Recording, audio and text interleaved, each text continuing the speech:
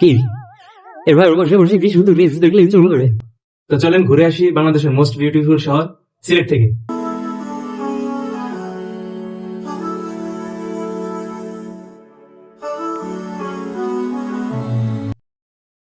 শুরুতে Bhuapur bus stand থেকে একটি বাসে উঠে গেলাম টাঙ্গাইল যাওয়ার উদ্দেশ্যে। আমরা 7 জন বন্ধু মিলে এই ট্যুরে যাচ্ছি। আপাতত 6 জন আছি, আরেকজন টাঙ্গাইল থেকে উঠবে। এসে গেলাম টাঙ্গাইল নতুন বাস স্ট্যান্ডে। এখানে অ্যাপোলো কাউন্টারের কাছে আমরা দাঁড়িয়েছি। আজকের জার্নিটা এই অ্যাপোলো বাসেই আমাদের শুরু হতে যাচ্ছে। এরপর 7:45টার দিকে আমরা বাসে উঠে পড়ি, কেননা আমাদের বাস ছাড়ার সময় হয়ে গিয়েছিল।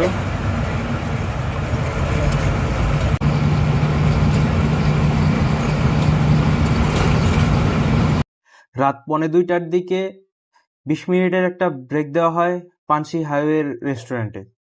বিরতি শেষে আবারও যাত্রা শুরু হয় আমাদের সিলেটের উদ্দেশ্যে।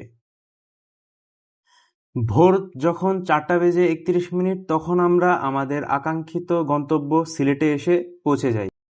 ফাইনালি লম্বা একটা জার্নি শেষে আমরা সিলেট এসে পৌঁছে যাই এবং সিলেট বাস স্ট্যান্ডে নামার পরপরই আমরা আসলে এটা ঠিক করতে থাকি যে আমাদের প্রথম কাজ হচ্ছে আগে হোটেল ভাড়া করা।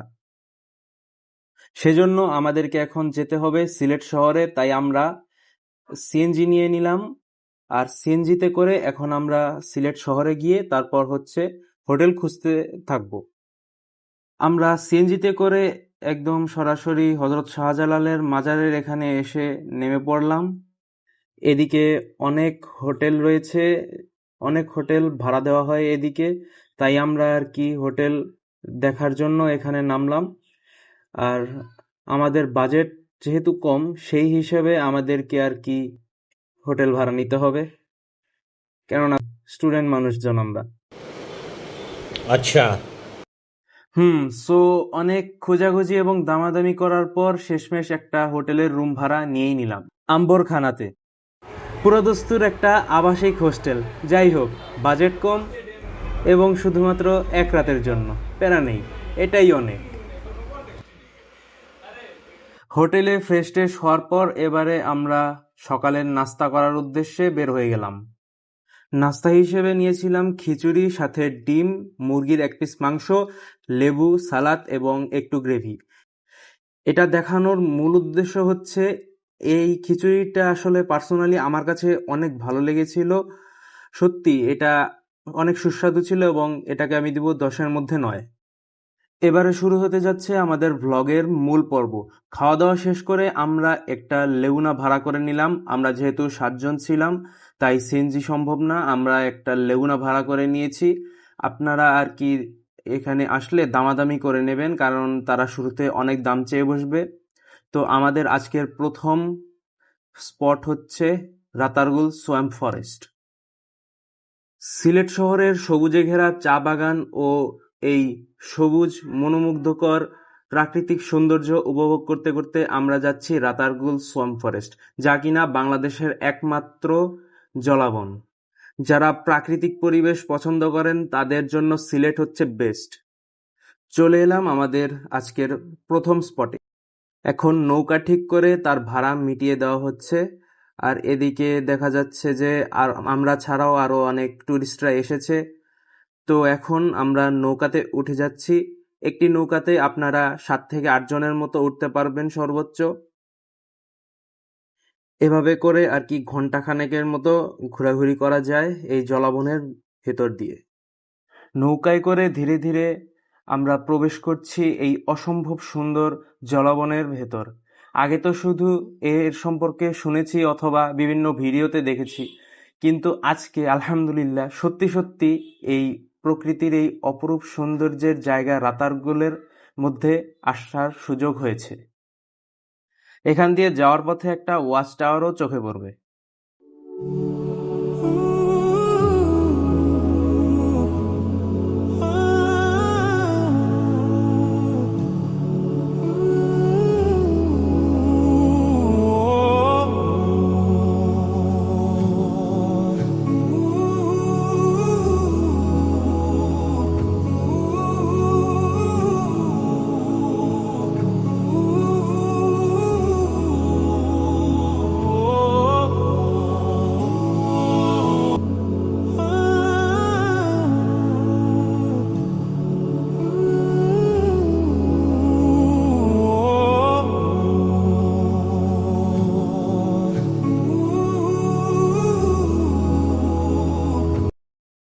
কিছু সময়ের জন্য মনে হচ্ছিল যেন এক ভিন্ন এক জগতে ঢুকে পড়েছিলাম।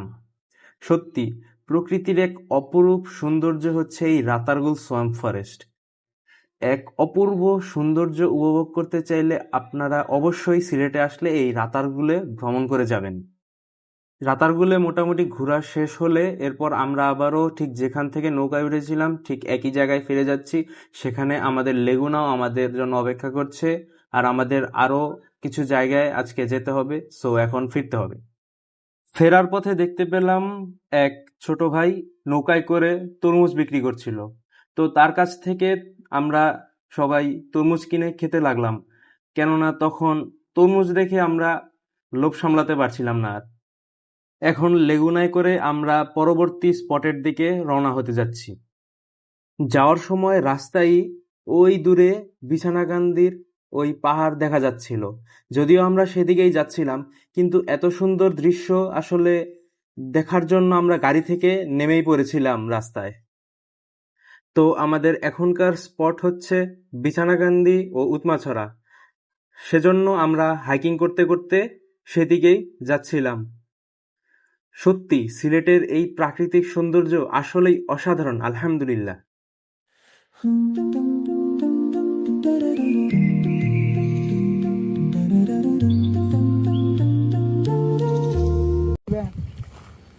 সো গাইস, আমরা এখন এসে গেছি উৎমাছড়া।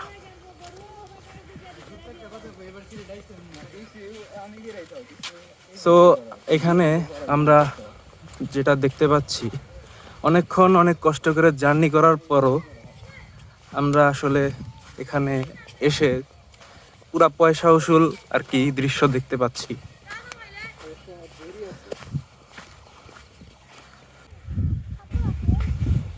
ক্যামেরার থেকে মূলত এখানে যেটা খালি চোখে যে দৃশ্যটা দেখা যায়, ক্যামেরাতে অতটা আপনারা হয়তো বুঝতে পারবেন না।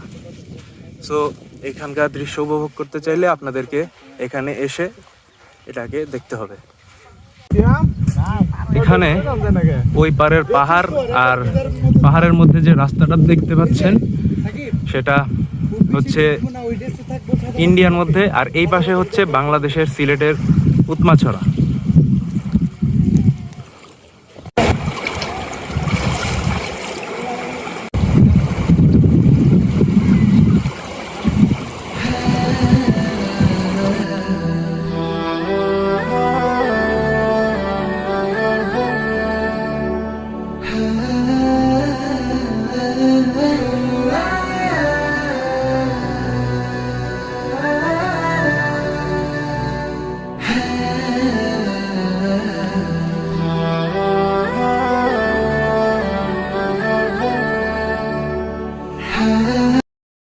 এই স্পটে এখন ঘোরাঘুরি ডান।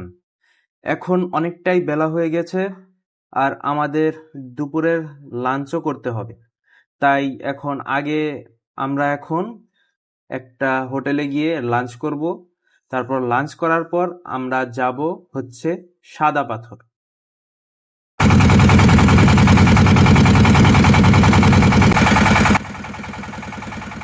দুপুরের লাঞ্চ শেষে এখন ট্রলারে করে যাচ্ছি সাদা পাথর। সো এখন যে স্পটটাতে এসে নামলাম এটা সাদা পাথর নামে পরিচিত। এটি মূলত একটি সীমান্তবর্তী এলাকা। দেখতেই পাচ্ছেন এখানে ছোট বড় অনেক রকমের পাথর রয়েছে, আর সামনেই ঝর্ণা থেকে পানি আসছে এবং প্রতিদিন অনেক মানুষ এখানে আসে, ঘুরে এবং গোসল করে যায়। আমি যেহেতু গোসল করব না, সেহেতু এখানে ছাতার নিচে শুয়ে ওদের সবারই ব্যাগ পাহারা দিচ্ছিলাম, পাশাপাশি এই অপূর্ব সুন্দর ভিউ উপভোগ করছিলাম। আর ওরা সবাই এখানে গোসল করছিল। আজ আমাদের সিলেট ভ্রমণের দ্বিতীয় এবং শেষ দিন। আপনারা তো জানেন যে একটা সিএনজিতে সর্বোচ্চ 5 জন আটে, কিন্তু কখনো কি এরকম হয়েছে আপনাদের সাথে যে আমাদের মতো এমন একটা সিএনজিতে 7 জন ভ্রমণ করেছেন? ব্যাপারটা খুব ইন্টারেস্টিং না? হ্যাঁ, অবশ্যই খুবই ইন্টারেস্টিং। এখন আমরা যাচ্ছি মালনীছড়া চা বাগানে। এটা হলো গিয়ে এয়ারপোর্ট রোড। আর এই এয়ারপোর্ট রোড সংলগ্নই হচ্ছে মালনীছড়া চা বাগান।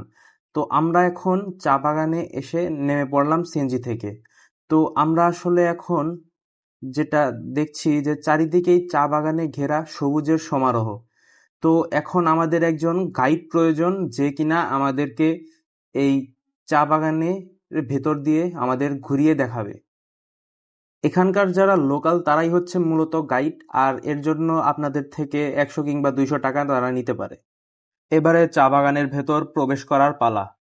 তো একজন ভাইকে আমরা গাইড হিসেবে পেয়েছি, তিনি আজকে আমাদেরকে এই পুরো চা বাগানটা ঘুরিয়ে দেখাবেন। আর এই চা বাগানের ভেতর আবার রয়েছে রাবার বাগানও। ভেতরের দিকে যতই প্রবেশ করছিলাম ততই আর কি বিমোহিত হচ্ছিলাম যে কতই না সুন্দর আল্লাহর সৃষ্টি। আসলেই সত্যিকার অর্থে আলহামদুলিল্লাহ এখানে এসে অনেকটাই ভালো লাগছিল। চায়ের রাজ্য সিলেটে আসার পর এবারে এখানে চলে এসেছি মালনীছড়া চা বাগানে। ফটোশুট করার জন্য ভালো একটা জায়গা খুঁজে পেলাম, এখানে ব্যাগপত্র রেখে সবাই আর কি ফটোশুট করা শুরু করে দিলাম। এখন চলছে এখানে ফটোশুট করার জন্য সবাই এখানে দাঁড়িয়েছি। ইস,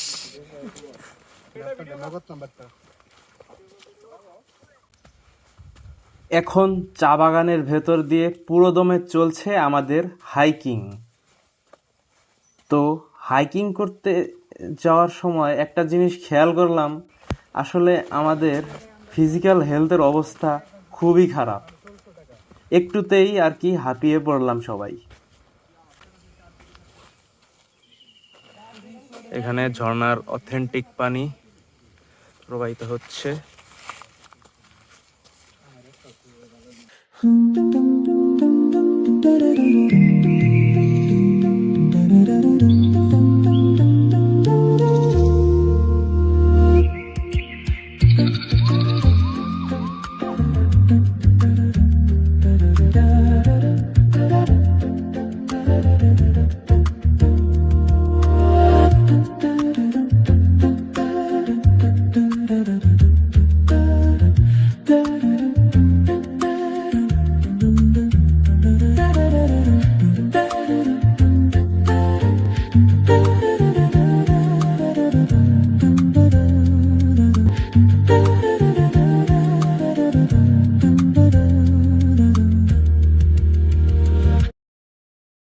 হাইকিং করতে করতে এখন পাহাড়ের উপরে উঠে গেলাম।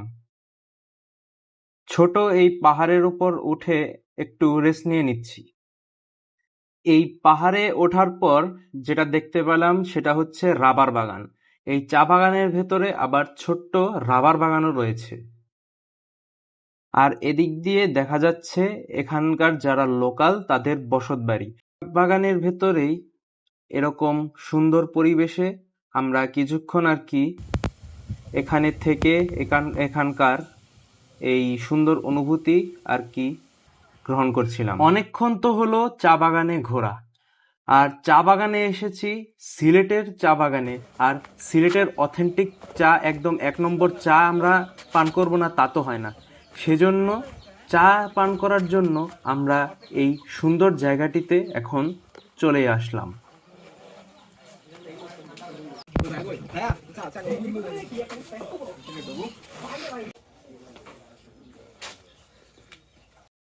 এমনিতেই ছোটবেলা থেকেই আসলে চা আমি খুব পছন্দ করি। আর এরকম চা বাগানের মধ্যেই এরকম অথেন্টিক চা পান করার যে ফিলিংসটা, সেটা আসলে বলে বোঝানো সম্ভব না।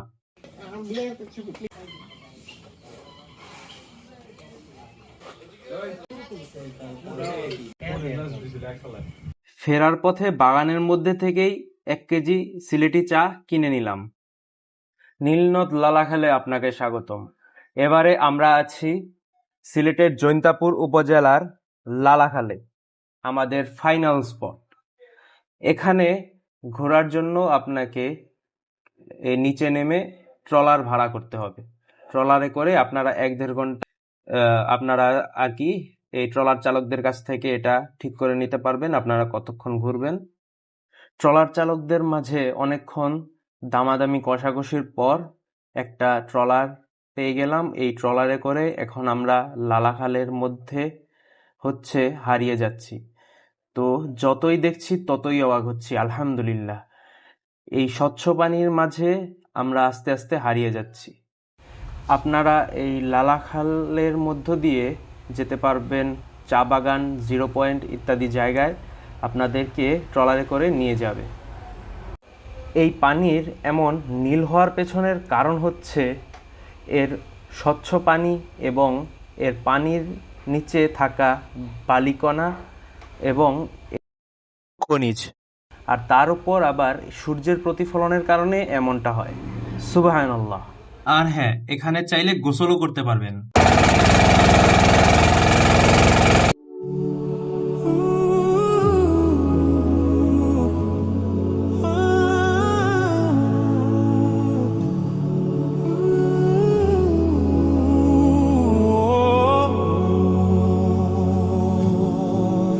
আপনাদেরকে এখন এই লালাখালের লোকেশনটা বলি।